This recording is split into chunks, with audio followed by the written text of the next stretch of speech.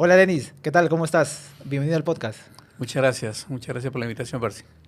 Denis, uno cuando analiza las estadísticas de las causas principales de los fatales en minería, está el tema de caída de rocas o deslizamiento de rocas.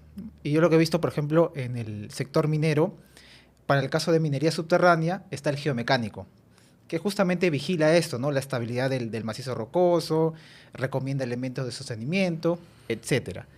Eh, y para el caso de minería superficial o a tajo abierto, está el geotécnico, ¿no? Que también ve este tema, ¿no? Que en caso de minería superficial es el tema de los taludes. Por eso me llamó bastante la atención cuando vi tu perfil, que tienes bastantes años, ¿no? En esta especialidad de la geotecnia. Has participado en proyectos acá en Perú, en el extranjero, eres catedrático también de la universidad, fundaste una empresa hace muchos años, ¿no? Que ahora es una empresa que es conocida, y es por eso que te hemos invitado, Denis, un poco para que nos compartas tus experiencias, los desafíos que has tenido, ¿no? A lo largo de toda tu experiencia. Y siempre comenzamos el podcast conociendo al invitado. Si nos puedes hacer un pequeño resumen de tu perfil profesional para que la gente te conozca. Claro que sí. En principio, muchas gracias por la invitación. Mi nombre es Denis Parra, soy ingeniero civil, soy egresado de la Universidad Nacional de Ingeniería. Actualmente profesor asociado en la UNI, dicto la cátedra de Dinámica de Suelos. Precisamente el día de mañana inician las clases, mejor dicho, inicia mi curso. En realidad yo llevo en minería aproximadamente más de 25 años. Yo tengo más de 30 años de experiencia como ingeniero civil geotécnico y dedicado a la minería, como digo, más de 25 años, en los cuales he podido ver una gran cantidad de proyectos mineros, ¿no?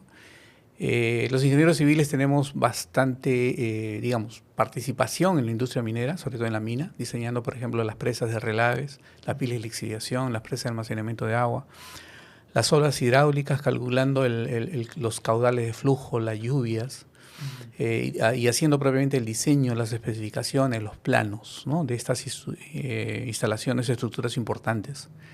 Yo me dediqué a la minería a raíz de un decreto supremo que fue emitido el año 1997, en el cual se le exigía a todas las unidades mineras realizar estudios de estabilidad física. Mm. Y en realidad hubo bastante demanda en esa época. Y bueno, trabajé con el ingeniero David Rojas haciendo estabilidades de una gran cantidad de unidades mineras. Eh, David Córdoba. Perdón, David Córdoba. David Córdoba Sí, Rojas, claro, David claro, Córdoba. sí, sí. Que todavía sigue siendo, tengo entendido que sigue siendo profesor Es en la facultad. correcto, él es ingeniero de minas, muy especializado en geotecnia, sobre Ujú. todo en geotecnia geomecánica de Sí. subterráneo. Tiene su empresa DSR y le guardo un gran aprecio a David después de bueno, tantos años que lo conozco. Es así como entras tú al sector minero, ¿no? En esta especialidad de geotecnia, ¿no? Correcto. Y cómo fueron tus inicios, Denis? O sea, supongo que entraste como practicante, ingeniero de entrenamiento, No, así. en realidad me había desempeñado como ingeniero geotécnico en el CISMID, en el Centro de Investigaciones y Mitigación de Desastres, que es un centro de investigación de la UNI. Estuve prácticamente 10 años, ¿no? En los últimos años estuve trabajando también con David, haciendo estos estudios de estabilidad física en depósitos de relaves, entendiendo mejor el comportamiento de este tipo de estructuras. Y en el año 1999, ¿no? Postulé, o mejor dicho, me llamaron para una entrevista. Recuerdo muy bien el ingeniero Mark Smith, ¿no? Norteamericano, que era fundador de la empresa Vector. En Ujú. ese momento me llamó para una entrevista porque estaban necesitando un ingeniero peruano, un ingeniero geotécnico peruano. Ellos habían fundado la empresa recientemente aquí en Perú y ya la tenían en Chile y obviamente en Estados Unidos. Y me entrevistaron y al día siguiente me contrataron. Y yo creo que eso fue en realidad mis inicios en minería, porque a partir de ahí en realidad aprendimos mucho. A diferencia de las empresas extranjeras que en esa época hacían ingeniería en el Perú, en realidad lo que hacían era contratar gente para hacer los trabajos de campo y todo el tema de análisis, diseño, lo Mm. hacían en sus sedes en Estados Unidos. Los norteamericanos que trabajaban en Vector, que eran dos, Scott Elfen, que era mi jefe directo, y Mark Smith, que era el gerente general de Vector, hacían que todo eso se realizara en la oficina de Perú. Entonces nosotros participábamos no solamente en la extracción de datos de campo, de laboratorio, sino también en el diseño de las instalaciones, ¿no? Yo he hecho el diseño muchas veces a mano, después con el AutoCAD de aquella época, los cálculos hidrológicos, las dimensionamiento de tuberías, de canales, los análisis de estabilidad, los análisis de respuesta con las herramientas que teníamos en la época. Lo hacíamos todos nosotros, ¿no? Un grupo pequeño que después fue creciendo. Es así que en realidad aprendimos mucho, ¿no? Aprendimos mucho de aquella época muy buena de la minería. Recuerdo muy bien, y disculpa que me extienda un poquito claro, sí. en esta descripción, que yo entré a trabajar prácticamente a final del año 1999, comenzando el año 2000, donde había un trabajo muy limitado. Vector tenía el proyecto de Pierina, que era el diseñador principal, ¿no? Y viajábamos permanentemente a Pierina, hacíamos los proyectos de la ampliación de la pila de lixiviación y muchos otros proyectos colaterales que salían. Y nada más, o sea, no había más trabajo, ¿no? Entonces, pero no había más trabajo porque no habían empresas mineras que se estaban abriendo, o era porque el mercado lo tenía, digamos, una empresa extranjera. No, realmente el mercado era muy pequeño para las empresas que había en ese momento, ¿no? Entonces tal fue así que el año 2002 aproximadamente, 2002, 2003, no recuerdo con precisión, Mark Smith me propone viajar a Estados Unidos. Saca tu visa porque el trabajo hay allá. No le veía mucha perspectiva de seguir trabajando acá.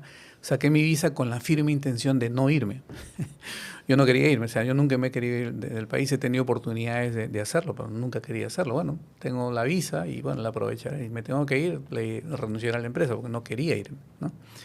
Entonces, pero en junio de ese año salió un proyecto y salieron un montón. Y desde esa época no paramos. Contratamos un montón de gente, llegamos a hacer en Vector más de 220 en el área de ingeniería, que estaba a mi cargo, y no paramos, ¿no? Y lo que ocurre es que a partir de esos años empezaron a dar los proyectos grandes de oro y de cobre, Pierina en la ampliación, Lagunas Norte, Tintaya en aquella época en su proyecto de óxido, Cerro Verde. En realidad, de verdad que fue una muy buena época. Yo recuerdo que si emitíamos 10 propuestas para los clientes, las ganábamos las 10 o 9, ¿no? O sea, nuestro ratio de conversión era de 90%, 95%, muy alto. Lo que hoy en día es 30%, 40% con suerte. En esa época realmente fue una muy buena experiencia. Y de ahí no paramos, ¿no? Aprendimos. El año 2008 Vector se vende a Ausenco. El año 2011 yo decido retirarme de Ausenco, con todo lo que eso implicaba, después de haber trabajado 13 años y los beneficios que uno tenía, ¿no? Aposté por hacer una empresa, lo hicimos 4 ex-Vector, en realidad. Formamos Andes en enero del año 2011, en abril ya estábamos operando. Siempre digo esto porque en realidad es parte de la anécdota y de la vida. Nuestras proyecciones de los 4 socios que formamos Andes para ese año 2011 era vender por lo menos unos $70,000, ¿no? Anual. El año 2011. Esa era nuestra mejor proyección. Ese año vendimos $1 millón. Y éramos aproximadamente 60 personas, ¿no? Un crecimiento increíble. De repente nos decían que esto era un caso estudio, ¿no? Un éxito importante. Sí. El caso que me comentas lo he visto también en muchas empresas tecnológicas ahora, ¿no?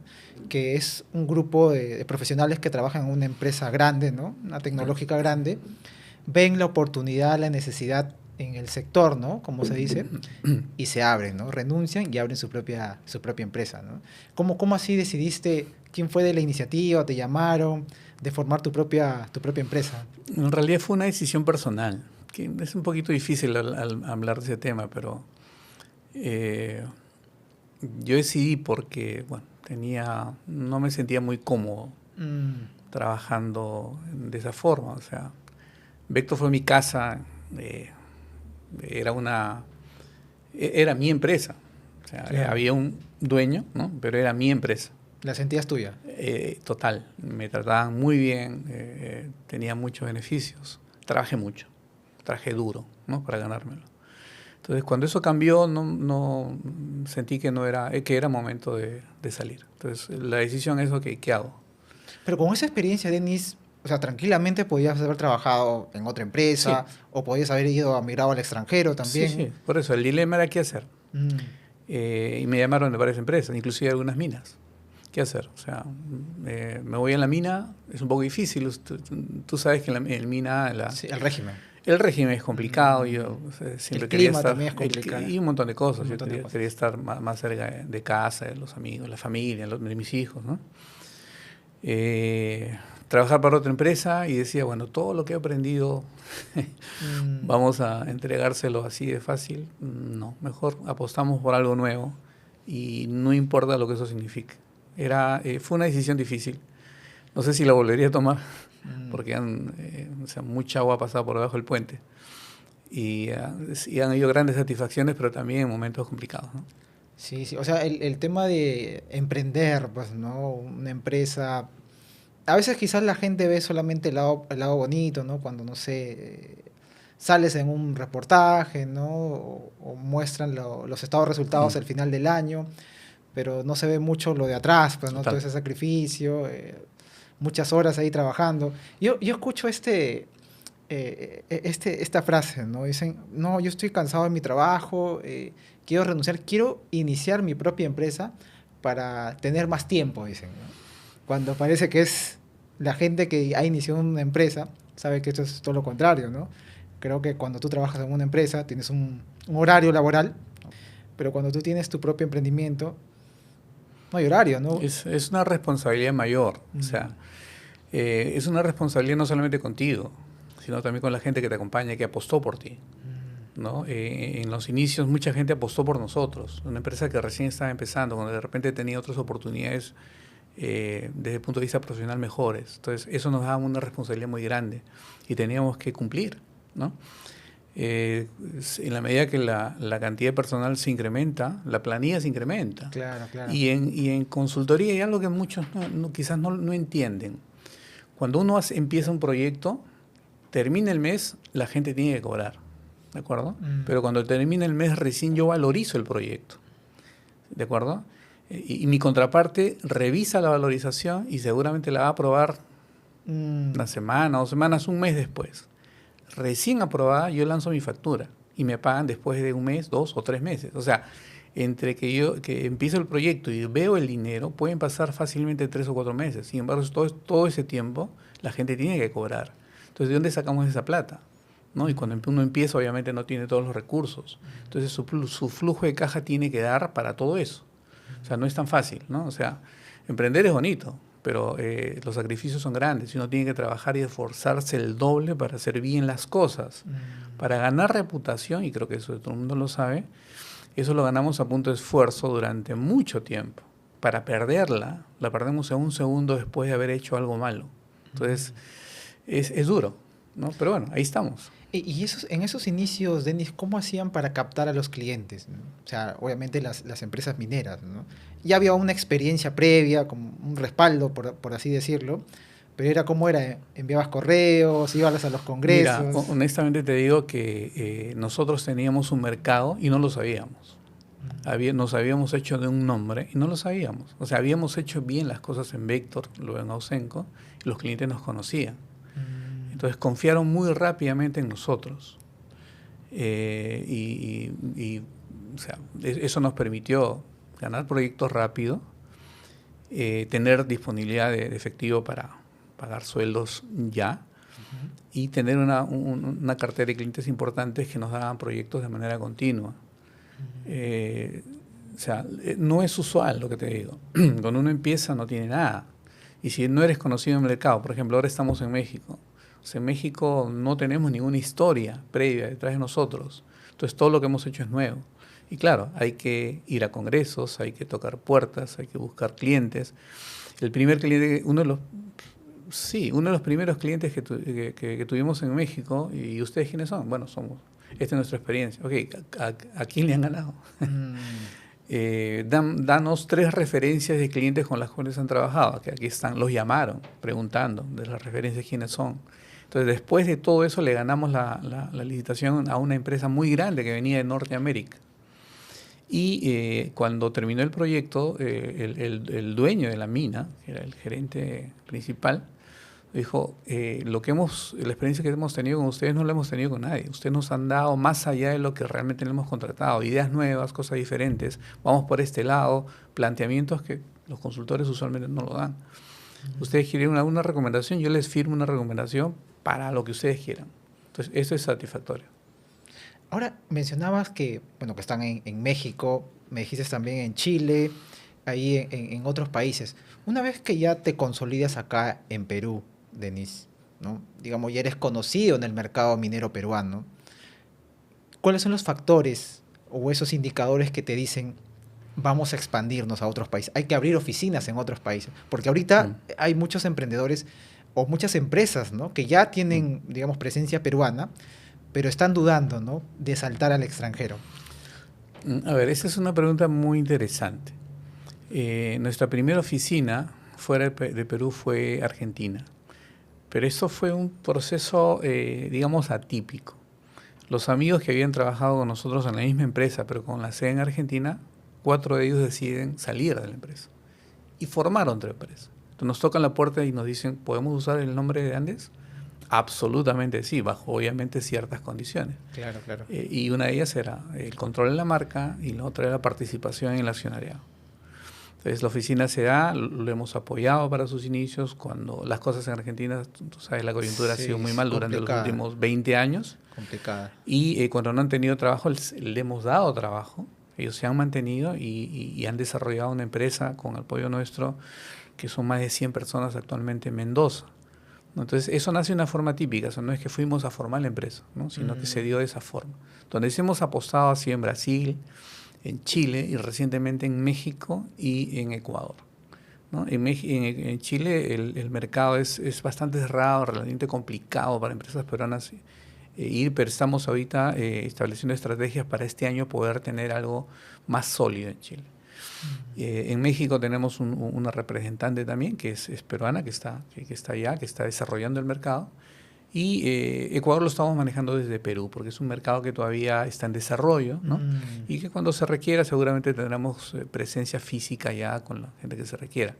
Pero ¿por qué salimos? O sea, ¿por qué tomamos la decisión de salir? Y la decisión es básicamente para poder de alguna forma cubrir las expectativas de nuestro personal, ¿no? El personal nuestro ve obviamente en sus colegas, compañeros de clase, en la universidad, amigos que están trabajando en otras empresas similares a las nuestras, la mayor parte extranjeras, que tienen sedes en diferentes lugares. Entonces, aunque no es cierto, pero ven, o no necesariamente es cierto, pero ven la oportunidad de ellos de poder salir a otros lugares, ¿no? Y desarrollarse de esa forma. Eso no siempre se da, pero hay esa percepción, ¿no? mm. Entonces, esa misma percepción yo quiero que mi gente la tenga, que puede, digamos, hacer cosas en otros países. Y de hecho que lo hemos hecho, porque desde aquí la oficina de Lima, de Perú, hemos hecho proyectos en otros países, ¿no? Pues, hemos hecho proyectos en Chile, pues, proyectos en Brasil, en Colombia, en Ecuador, en Panamá, en Nicaragua, en México, ¿no? Y es gente nuestra que ha ido a hacer esos proyectos. Entonces, de alguna forma, esas expectativas también se dan. Entonces, si tenemos oficinas en esos países, obviamente la cosa mejora, la cosa fluye Claro, mejor. claro. Ahora, el tema, justamente haciendo un comparativo, Denis, realizar un proyecto acá en Perú, a realizar un proyecto, no sé, en Brasil, en México o en Chile, ¿qué has encontrado? ¿Es más complicado? ¿Es más fácil? ¿Fluye más rápido las cosas? A ver, en términos de proyectos, los procedimientos son los mismos.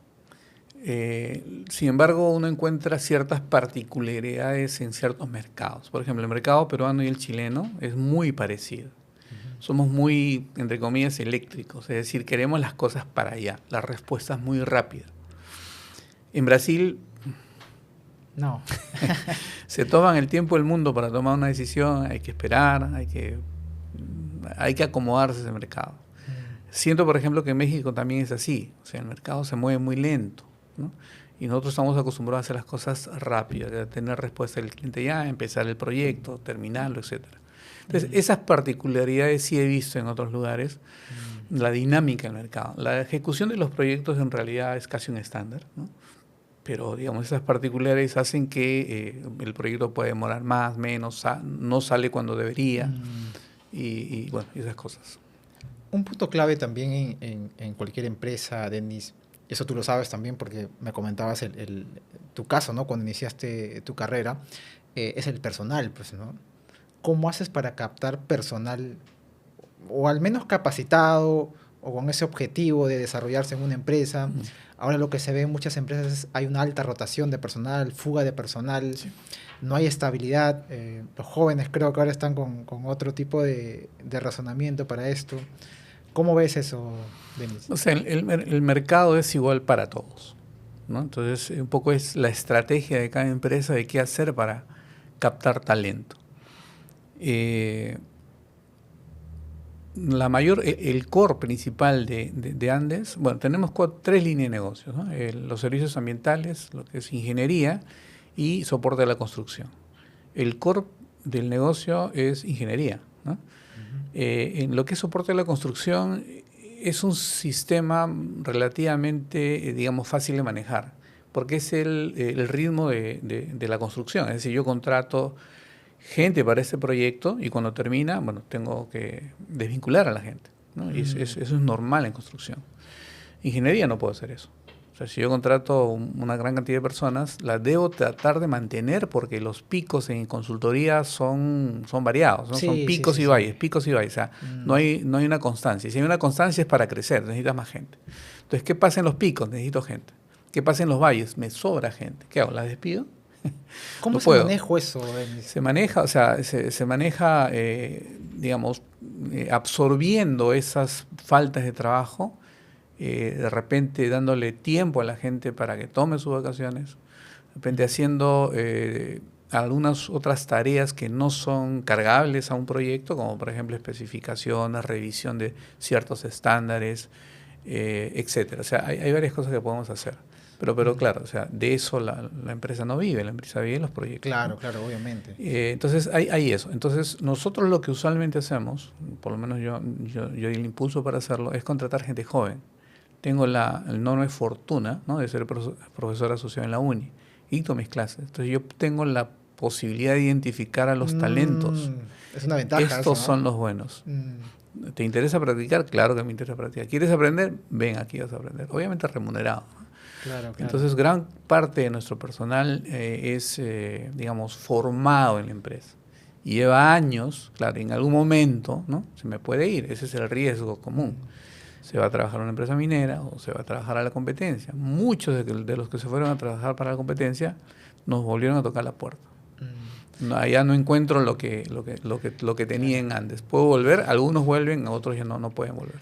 Recuerdo esto lo conversábamos también antes, Denis, ese post que hiciste en LinkedIn, que fue un poco polémico, ¿no? En donde tú mencionabas que, o sea, justamente tú lo dices acá, ¿no? Tú tienes un proceso de formación para, ¿no?, estudiantes o recién egresados, ¿no? Pasan muchos años aprendiendo proyectos acá en Perú y también en el extranjero. Llegan, digamos, a una categoría senior, ¿no? Ya gente con experiencia, viene una empresa grande, una empresa minera grande, y lo contratan, ¿no? Y claro, ofrecen quizás más sueldo, no más beneficios, y el profesional se siente tentado, pues, ¿no? Y deja la empresa, ¿no? Es que o sea, es el mercado. Mm. Y sabemos que es así, ¿no? El post yo lo puse, no sé si... las impresiones que causó, claro, hubieron muchos comentarios, inclusive en la interna, pero en realidad lo único que estaba diciendo son cosas que están ocurriendo, o sea, Sí, sí, sí, claro, claro, no no. dije más que eso, ¿no?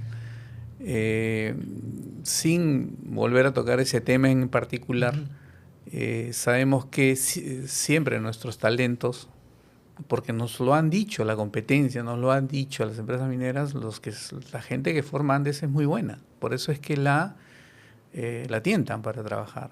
Son gente, o sea, es que nosotros hacemos los proyectos, nosotros hacemos los análisis, nosotros hacemos el diseño, nosotros discutimos digamos, los casos. O sea, nosotros no vamos a tocarle la puerta a un gringo y decirle, ¿está bien lo que hemos hecho? O revísalo o háganlo ustedes. Nosotros lo hacemos. Entonces nuestra gente gana mucha experiencia, ¿no? Y está bien capacitada. Y por cierto, ¿no?, haciendo un breve paréntesis, como profesor en la uni ya más de casi 30 años, He visto que estas últimas generaciones, los últimos años, salen excelentemente bien preparados. Los cursos que estamos dando, la información que se tiene en línea, la globalización, el avance de la tecnología, hacen que estos chicos salgan, pero de verdad, muy bien preparados. Es un orgullo para mí decir esto, ¿no? Entonces, con mayor razón, la formación es más rápida, ¿no? Ahora, no solamente se llevan seniors, que es lo que más nos cuesta formar, ¿no? Por el tiempo que eso implica. Claro, claro.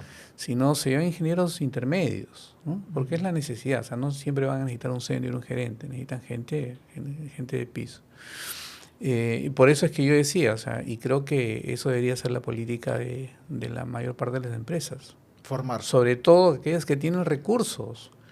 Contraten gente. ¿Cuánto le pagan a un practicante preprofesional? 900 soles, 1000 soles en ese orden. Un practicante profesional, 1500 soles. Un ingeniero junior le pueden pagar 2500 soles. ¿Qué es eso para una empresa minera? No es absolutamente nada. Pero va a estar haciendo, de alguna forma también cumpliendo su responsabilidad social y a su vez beneficiándose de una persona que lo va a tener ahí formado en lo que ellos necesitan, en lo que ellos quieren. Esa era un poco la reflexión, ¿no? No pensé que iba a causar en realidad tanta reacción. Claro, sí, obviamente, y eso no solamente pasa en la industria minera, o sea, pasa en muchas industrias, ¿no? Mencionabas el tema de las empresas extranjeras, Denis, ¿no? O sea, estos trabajos de consultoría, como tú dices, ¿no? Ahora se van a abrir, en el corto plazo hay proyectos, ¿no? Safranal, Corani, ¿no? Hay proyectos minas que se van a abrir, sí, ¿no? Las ampliaciones. Las ampliaciones minas, también. ¿no? Y van a necesitar infraestructura minera, ¿no? Como tú decías, una relavera, un pad de lisivación, desmonteras. ¿Cómo está el mercado justamente para hacer este tipo de estudios, ¿no? El peruano comparado con empresas extranjeras, ¿no? Es que, a ver, en el año 2000 o a fin de la década del 90, habían pocas empresas extranjeras dedicadas a este rubro y habían obviamente menos profesionales dedicados a este rubro, peruanos, ¿no? Claro, después de ya prácticamente más de 20 años de que estas empresas han estado en el Perú y varias generaciones de ingenieros que han pasado por ellas, los peruanos obviamente hemos aprendido, ¿no? A raíz de eso también hay varias empresas peruanas que se han formado. Entonces muchas cosas ya las hacen acá, ¿no? Pero siempre hay por lo menos lo que yo he visto, que necesitan el visto bueno de alguien que está afuera, ¿no? Con el costo también obviamente que eso implica. O sea, yo no voy a criticar, digamos, ese procedimiento estándar que debe tener una empresa. Lo que yo te digo es que es mi experiencia. Yo no necesito hacerlo porque el conocimiento lo tengo aquí, ¿no? Lo que sí he visto, por ejemplo, en otros mercados nuevos, ¿no? Por ejemplo, en México me hace acordar mis inicios en Perú, ¿no? O sea, hace 20 años. Toda la ingeniería, o la gran parte de la ingeniería en México se contrata en Norteamérica. Y las empresas que hoy día están ahí, nosotros también, pero estas empresas extranjeras están haciendo lo mismo que hacían en Perú en esa época. Es decir, hacen la parte básica de campo, pero el resto lo hacen en sus oficinas corporativas en Norteamérica, claro, Canadá. Y seguramente después de 10, 15 años van a haber ingenieros mexicanos muy capacitados trabajando en este tipo de industria y seguramente formando también sus propias empresas, ¿no? Entonces, es un proceso en el cual estamos involucrados. La diferencia es que nosotros tenemos nuestra forma de hacer las cosas, ¿no? No vamos a repetir lo mismo de tener una oficina en México y hacer todo en Perú. No, vamos a formar ingenieros en México para tener en el mediano y largo plazo gente que nos pueda responder, con el riesgo obviamente también de que el mercado se lo puede llevar. Y aquí en Perú lo que comentas es correcto, o sea, hay muchos proyectos que el mismo ministro se ha comprometido en destrabar y hay otros más que se vienen, la cartera es grande. Y hoy en día la competencia es fuerte, imagínate cómo lo va a hacer en el futuro. Hay un tema, y seguramente debe estar familiarizado. En el año 2019 se cayó una presa de relaves en Brasil, Brumadinho, a raíz del cual cambió mucho el panorama en el diseño y construcción de presas de relaves. Entonces, lo que ya se sabía hace varios años, no hay ingenieros especialistas en relaves. No hay, tanto para el diseño como para la construcción y sobre todo para la operación en minas, no hay. Entonces si no hay, las empresas mineras, ¿dónde van a voltear a ver dónde hay ingenieros? a las consultoras, ¿no? Y eso está ocurriendo en todos sitios. Y si va a haber más minería, porque el cambio energético va a generar mayor demanda de cobre, entonces va a haber más demanda de profesionales, ¿no? ¿Qué vamos a hacer? No lo sé, pero va a ser un problema complicado. Llamaban esto el tail management, ¿no? Justamente para ver estos temas de las relaveras. El año pasado, hace más de un año ya, tuvimos acá en el podcast a un profesional que está en Canadá. Y él me comentaba, off the record, me comentaba que él trabajó acá muchos años en Perú como geotecnista en una empresa, en una mina de oro. Entonces él cuando decide emigrar a Canadá, cambia pues, ¿no? Su ubicación y, y se dio cuenta que el mercado para la especialidad de geotecnia, o sea, había mucha oferta laboral. Empresas le hacían propuestas justamente para que trabajen porque no habían geotecnistas, él me hablaba en Vancouver. Eh, y eso también está pasando en Perú, o sea, ingenieros especializados, ¿no? Con experiencia, creo que no hay muchos, Denis, ¿Geotécnicos? O sea, geotécnicos. sí hay. Sí hay. Yo podría contar muchos buenos y con experiencia. Claro, o sea, no somos cientos, ¿no?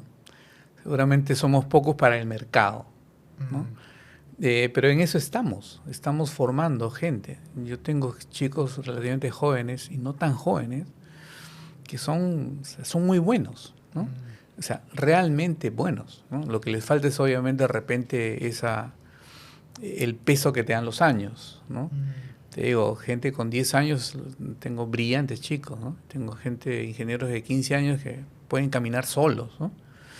Y así, o sea, se va pasando, los años les van dando cierta firmeza en sus decisiones, más experiencia, aunque en realidad la experiencia uno nunca termina de ganarla. Siempre hay cosas que aprender. Aprendes algo nuevo. Siempre. Yo con los chicos que tengo ahí en la empresa, o sea, en reuniones, en discusiones, en proyectos, ok, esto se podía hacer así. Y aprendo nuevas cosas. Y no tengo ningún problema en reconocerlo. Claro, y ahora con esto del avance de la tecnología, ¿no? Mayor razón. Eh, ahora se está viendo mucho estos famosos centros integrados de operación que ya, o sea, manejan la mina desde acá, desde Lima, ¿no? Entonces hay bastante, digamos, actualizaciones que se están dando, pues, ¿no? Y uno, para no quedar rezagado, siempre tiene que estar ahí leyendo, ¿no? Conversando, Actualizándose. actualizándose de estos temas, ¿no? O sea, imagínate hoy en día la inteligencia artificial, Mm, que me podría, por ejemplo, hacer un reporte de ingeniería, ¿no? mm, En base a todos los reportes que se tiene, que pueden tener una base de datos, y ya, lo que me toma días, ¿no? O semanas, eso puede estar listo en horas. O el dibujo de un plano, mm. o los software, ¿no? Que tienen sus complementos y que con la inteligencia artificial se puede hacer grandes cosas. Quizás eso sea de repente la solución para escasez de profesionales. Vamos a hacer las cosas más rápido, ¿no? Te vamos a disponer de tiempo. Hace muchos años atrás, unas décadas, un proyecto se hacía en 6 meses, un proyecto, ¿no? Los planos se dibujaban a mano, ¿no? Mm. Ahora en 6 meses puede hacer, no sé, 20 proyectos con la misma cantidad de recursos. ¿Qué podríamos hacer en el futuro? Tal vez por ahí venga la solución a la escasez de profesionales, ¿no? Claro, claro. Definitivamente, Denis, ha sido una charla muy, muy interesante. Un poco conocer tu experiencia. No te conocía en esa faceta de iniciar una empresa, ¿no? Creo que has comentado también eh, cosas interesantes con respecto a emprender tu propia empresa. Y siempre al final del podcast le damos al invitado un tema, para que nos comparta un tema libre, una reflexión, una recomendación, algo que tú quieras comunicar a la comunidad minera. En general, la comunidad minera aquí en el Perú, creo que tenemos grandes capacidades para poder hacer muchas cosas, ¿no? Recuerdo proyectos emblemáticos. En realidad, cada proyecto aporta, pero algunos emblemáticos, como uno que hicimos, por ejemplo, en Colombia, ¿no? Que finalmente no terminó de hacerse por su regulación ambiental, pero en aquel proyecto, en aquellas épocas donde las videoconferencias estaban limitadas, coordinábamos con gente que estaba en Perú, estaba en Chile, en Colombia, en Estados Unidos, en Inglaterra y en Australia. un proyecto en el cual hicimos el diseño de 2 pilas de lixiviación. Te hablo de mis épocas de Vector, y que en realidad fue un proyecto muy bueno, muy buena experiencia y también un reconocimiento del cliente. Otro proyecto que hicimos en Panamá, por ejemplo, ya como Andes, éramos el único consultor peruano o latinoamericano, ¿no? El que estaba diseñando la pila de lixiviación, las pozas, el botadero. El resto, los hidrogeólogos, el diseño de la propia mina y otros especialistas eran norteamericanos, eran básicamente de Estados Unidos, ¿no?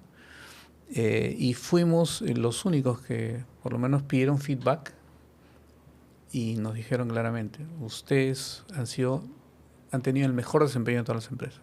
Cuando hemos pedido algo, lo han dado en el momento. Nunca ha habido un retraso y el trabajo ha sido impecable. Entonces, recibir ese feedback del cliente realmente nos llena de orgullo. Como latinoamericanos, como peruanos, estamos para hacer grandes cosas. No tenemos nada que envidiar absolutamente a nadie. Y podemos hacer lo que hemos hecho y más. Gran reflexión, Denis. Creo que no solamente es hecho de decirlo, ¿no? Sino también hacerlo. Y creo que Andes es una muestra de eso, ¿no? Ya tiene muchos años en el sector y espero también que puedan consolidarse en otros países, porque eso también de alguna forma va a jalar o va a incentivar a que más peruanos formen sus propias empresas, ¿no? En diferentes especialidades.